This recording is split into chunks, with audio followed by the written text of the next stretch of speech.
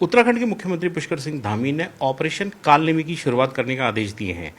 इसका उद्देश्य उस तरीके के बाबाओं को पकड़ना है जो कि भगवा के नाम पर कहीं ना कहीं फ्रॉड कर रहे हैं, और पहले ही दिन इसमें 25 से ज़्यादा बाबा ऐसे धरे गए हैं। खुद सीएम हमारे साथ जुड़े हैं न्यूज़ 18 नेटवर्क पर, उनसे बातचीत करते हैं। बहुत स्वागत है सीएम साहब आपका। जी बहुत धन्यवाद आपका। ये जो आपका ऑपरेशन है बड़ा चर्चाओं में रहा है, और इसको कैसे इंश्योर करेंगे कि ये लगातार चलता रहे और इसमें आते रहे, क्योंकि पिछले कुछ समय में इस तरीके की शिकायतें तो आ ही रही थी कि कुछ लोग दुरुपयोग कर रहे हैं भगवा कपड़ों का। उत्तराखंड देवभूमि है। पूरे देश और दुनिया के श्रद्धालु, आस्थावान लोग, सनातन को मानने वाले लोग यहाँ पर अनेक धार्मिक कार्यों के लिए आते हैं, धार्मिक गतिविधियों में भाग लेते हैं, हमारे 4 धामों के दर्शन करते हैं, आदि कैलाश के दर्शन करते हैं, हरिद्वार ऋषिकेश आते हैं, गंगा जी का स्नान करते हैं, अनेक अन्य धार्मिक स्थलों पर जाते हैं, जागेश्वर धाम से लेकर माँ पूर्णागिरि तक। तो पूरे साल भर हमारे यहाँ गतिविधियाँ चलती हैं। छद्म वेश बनाकर, अपना मूल वेश बदलकर, नाम बदलकर लोगों को जो ठगने का काम करते हैं, धार्मिक भावनाओं को आहत करते हैं, सनातन का नुकसान करते हैं, आस्था श्रद्धा को ठेस पहुंचाते हैं, ऐसे लोग जो बहरूपियों की तरह धर्म का भी दुरुपयोग करते हैं, ऐसे लोगों के खिलाफ ऑपरेशन कालनेमी चलाया गया है, जो ऐसे लोगों को चिन्हित करेगा और ये कहीं पर ऐसे पाए जाएंगे तो उनके खिलाफ कार्रवाई करेगा। और ये हमारा अभियान कल से प्रारंभ हो गया है, क्योंकि अभी जहाँ 4 धाम यात्रा भी चल रही है, साथ में कैलाश मानसरोवर की यात्रा भी हमारे राज्य से होकर जा रही है। आदि कैलाश यात्रा चल रही है, कावड़ यात्रा हमारी प्रारंभ हो गई है।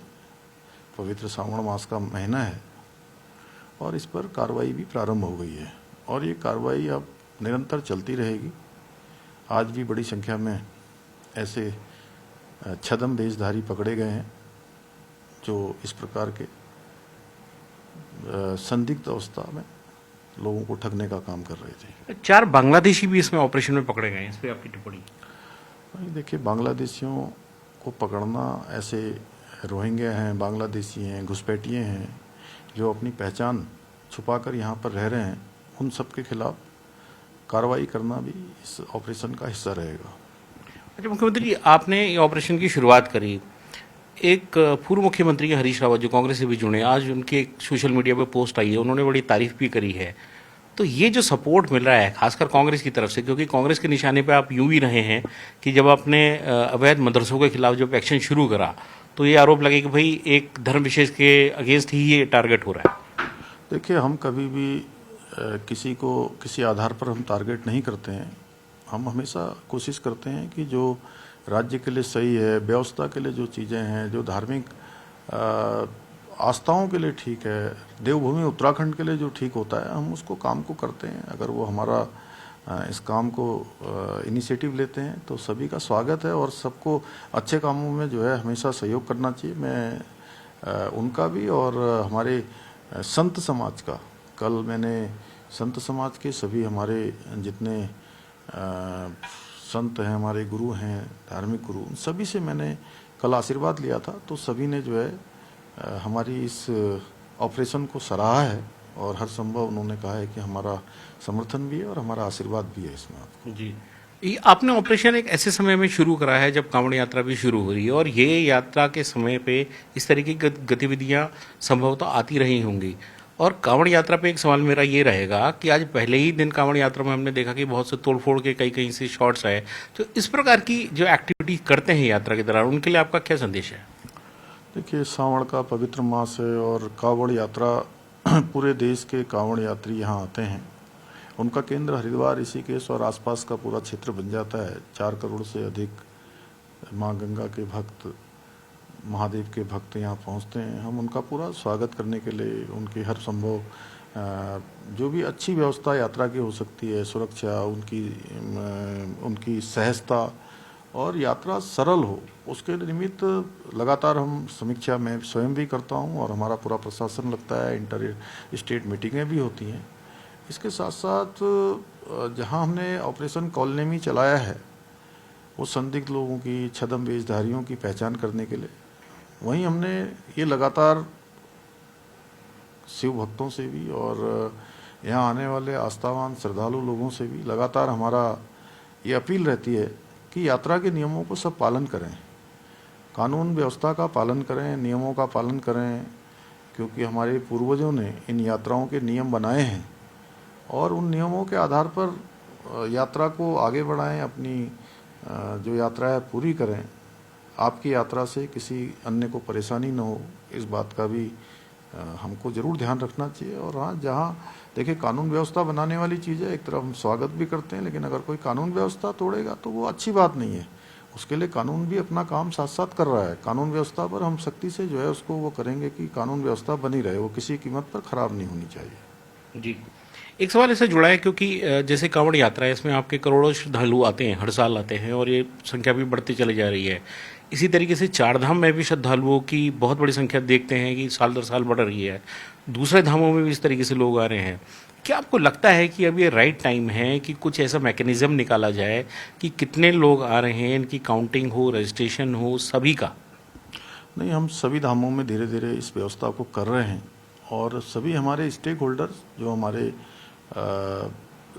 तीर्थ पुरोहित सभा के लोग हैं, हमारे अन्य धार्मिक संगठनों के लोग हैं, जो हमारे अन्य धार्मिक स्थलों का संचालन करते हैं या स्टेक होल्डर हैं, सबके साथ वार्ता करके, उनके साथ संवाद करके, सबके सुझाव लेकर निश्चित रूप से एक हमको दीर्घकालिक योजना पर काम करना होगा, क्योंकि हमारी यात्रा प्रत्येक वर्ष बढ़ रही है और हमें हमारा प्रयास रहेगा कि जो भी हमारे यहाँ धार्मिक स्थलों के दर्शन करना चाहते हैं, चार धामों के दर्शन करना चाहते हैं, उत्तराखंड देवभूमि में जाकर देव स्थानों को देखना चाहते हैं, तो उन सबको हम दिखाएं। एक भी व्यक्ति बिना इनके दर्शन करे हुए वापस न जाए, यह भी हमारा एक संकल्प है। और उसके निमित्त आसपास के क्षेत्रों की, धार्मिक स्थानों के आसपास की उनकी जो कैपेसिटी है उसको बढ़ाने पर भी हम काम कर रहे हैं और अन्य स्थल भी दर्शन कर रहे हैं। उसका परिणाम है कि इस वर्ष जहाँ चार धामों में बड़ी संख्या, लगभग 38 लाख से अधिक संख्या अभी तक हो गई है 2 माह और 10 दिन की यात्रा में। और ये पहले चरण की यात्रा है, अभी दूसरा चरण बचा हुआ है। इसके अतिरिक्त उत्तरकाशी का जगन्नाथ मंदिर है, हमारा कार्तिक स्वामी मंदिर है, त्रिजुगी नारायण है, ऐसे अनेक हमारा उखी मठ का जो ओंकारेश्वर मंदिर है, जोशी मठ है, सभी स्थानों पर आज बड़ी संख्या में लोग आए हैं। चाहे माँ पूर्णागिरी का धाम हो, जागेश्वर धाम हो, आदि कैलाश हो, सभी यात्राओं में लोगों की संख्या गत वर्षों की भांति काफ़ी बड़ी है। तो उसके निमित्त एक दीर्घकालिक योजना पर हम काम कर रहे हैं। अच्छा मुख्यमंत्री, जैसे अभी आपने बताया कि रजिस्ट्रेशन की भी बात है, आपको क्या लगता है कि कब तक ये बाकी धामों के लिए शुरू हो सकता है? तो ये हमारा प्रोसेस में है और धीरे धीरे हम सबसे बात करके इसको एक चैनलाइज करेंगे और सभी को व्यवस्था बनानी है, क्योंकि आने वाले समय में हमको और चुनौतियों का सामना करना पड़ रहा है। तो उन चुनौतियों को भी हम कोशिश करेंगे कि हमारे लिए वो अवसर बने। जी, जब दोबारा मैं पहले ही सवाल पे लौट रहा हूँ, जो ऑपरेशन कालनेमी आपने शुरू करा है, इसके साथ साथ जो गवर्नमेंट की पूरी ऑपरेशन, जहाँ पर सरकारी ज़मीनों में जिन लोगों ने धार्मिक स्ट्रक्चर्स बनाए हैं, जैसे मदरसे हैं, मस्जिदें हैं या दूसरी चीज़ है, उनके खिलाफ भी एक्टिविटीज़ चली हैं, उनको बुलडोज किया गया है, ये क्या दोनों एक्टिविटी अब पैरेलली चलते रहेंगी? देखिए, अतिक्रमण हटाना, अवैध कब्जे हटाना, ये हमारा देवभूमि के मूल अस्तित्व को, मूल स्वरूप को बिगड़ने से बचाने का संकल्प है। वो अभियान हमारा चलता रहेगा और कालनेमी भी जो है उसके साथ साथ, चूँकि ऐसे छद्म वेशधारी जगह जगह पर पाए गए, अनेक सूचनाएं प्राप्त हुई, अनेक लोगों को इस प्रकार से मनगढ़ंत बातों से डराकर, धमकाकर या बहलाकर तमाम तरीके से लोगों का कहीं ना कहीं धार्मिक भावनाएं आहत हुई हैं, सनातन को भी नुकसान हुआ है, आस्था और श्रद्धावान लोगों को कहीं ना कहीं कठिनाइयाँ हुई हैं और उनको पीड़ा पहुंची है। इसलिए हमने ये कॉलनेमी ऑपरेशन शुरू किया है। उसके परिणाम भी देखने को मिल रहे हैं। आज भी बड़ी संख्या में ऐसे छद्म वेशधारी पकड़े गए हैं और आगे भी लगातार ये अभियान हमारा चलता रहेगा। इसी से जुड़ा एक सवाल और था मेरा कि जो लोग ऑनलाइन कंसल्टेंसी के अलावा इस तरीके की चीज़ें भी आजकल करने लगे हैं टेक्नोलॉजी के साथ साथ, उनको किस तरीके से धरा जाएगा? नहीं, वो देखिए, जो ऑपरेशन कालनेमी है उसमें सभी प्रकार की जो असंदिग्ध जो गतिविधियां हैं, चाहे वो ऑनलाइन हो चाहे ऑफलाइन हो, तो उस पर हम लोग पूरी तरह से संज्ञान लेते हुए जो देवभूमि से जुड़ी हुई होंगी उस पर हम लोग आगे कार्रवाई करेंगे। जी, इससे एक हटके सवाल था कि आज मानसून सेशन की भी डेट आ गई है, अगस्त में होगा, क्योंकि मानसून सेशन है और बरसातें पूरी पहाड़ में चल रही है, गैरसैंण में होना है। इसको कैसे इंश्योर करेंगे कि दिक्कत ही नहीं आएंगी लॉजिस्टिक्स की? बरसात में देखिए हमारे सभी काम संचालित होते हैं। बरसात में हमारे लोग जो है हमेशा से रहते आए हैं, वहाँ लोग जो है जैसे रहते हैं वैसे हम सब लोग भी बरसात में, वो हमारी ग्रीष्मकालीन राजधानी है और अभी ग्रीष्मकाल चल ही रहा है, तो इसलिए अच्छे से संचालित होगा। जी, 2022 में आपने शपथ ली थी और 4 साल आपको रिसेंटली अभी हुए भी हैं, दोनों टर्म्स मिला के। अभी तक उत्तराखंड में जैसे कि चर्चा थी, भाई एनडी तिवारी के अलावा किसी सीएम ने तो पूरा टर्म अपना पूरा भी नहीं किया, तो आप इस मिथक को तोड़ने जा रहे हैं? देखिए, मैं कभी भी दिनों पर नहीं जाता, समय पर नहीं जाता। मुझे लगता है कि एक दिन भी काम करने के लिए बहुत होता है। मैं हर दिन का उपयोग ऐसे ही करता हूँ। जी, बीच बीच में बहुत सी अफवाहें भी उड़ते रहती हैं, जिसके लिए आपने भी पब्लिक मंचों से कुछ बात कही है। देखिए, मैं कभी भी अफवाहों पर ध्यान नहीं देता हूँ। मैं ईश्वर पर भरोसा करता हूँ, अपने नेतृत्व पर भरोसा करता हूँ और मुझे लगता है कि मैं पूरे उत्तराखंड की जनता के लिए काम कर रहा हूँ। आदरणीय प्रधानमंत्री श्री नरेंद्र मोदी जी के आशीर्वाद से, उनकी प्रेरणा से हमारा प्रयास है कि उत्तराखंड देश का श्रेष्ठ राज्य बने। ये हमारा विकल्प रहित संकल्प है। उस संकल्प को हम लोग बिल्कुल सिद्धि तक पहुँचाएंगे। और प्रधानमंत्री जी के शब्दों में कहूँ तो उनका बाबा केदार के धाम से, उनके मुख से निकले हुए शब्द कि ये दशक उत्तराखंड का दशक होगा। इन 10 सालों में उत्तराखंड देश का श्रेष्ठ राज्य बनेगा और समस्त उत्तराखंड वासियों के आशीर्वाद से ये दशक उत्तराखंड का होगा। हर क्षेत्र में उत्तराखंड आगे बढ़ेगा। आज अनेक क्षेत्रों में उत्तराखंड देश के अग्रणी राज्यों की श्रेणी में आ गया है। जैसे हम अगर सस्टेनेबल डेवलपमेंट गोल्स की बात करें तो आज उत्तराखंड देश का पहला राज्य बन गया है। उस पायदान में नीति आयोग की इंडेक्स में पूरे देश में पहले स्थान पर है। इसके अतिरिक्त मैं बात करूं तो आज बहुत सारे कानून जो हमने बनाए हैं, चाहे आज देश के अंदर सबसे पहले यूसीसी बनाना हो, यानी समान नागरिक संहिता, पूरे देश के अंदर सबसे पहले ही अगर किसी को ये गौरव प्राप्त हुआ है तो देवभूमि उत्तराखंड को प्राप्त हुआ है। हमने नकल का कानून बनाया है।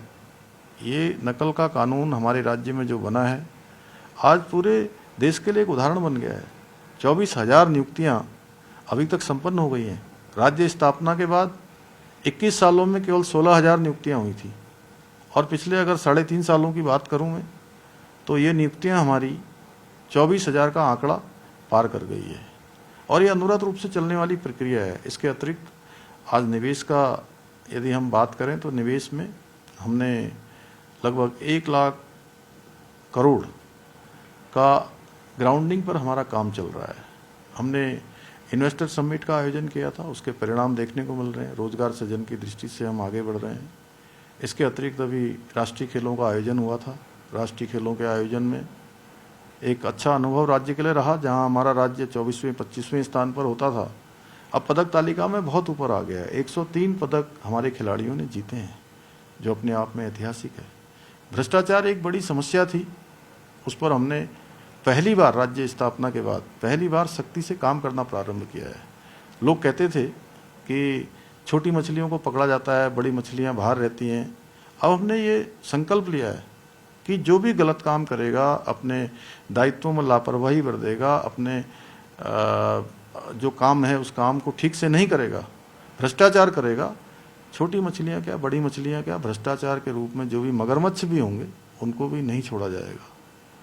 आपदा की स्थिति में हमने हमेशा कोशिश करी है कि राज्यवासियों के साथ खड़े रहें। उनके साथ आपदा को रोका तो नहीं जा सकता है, लेकिन आपदा के असर को कम किया जा सकता है।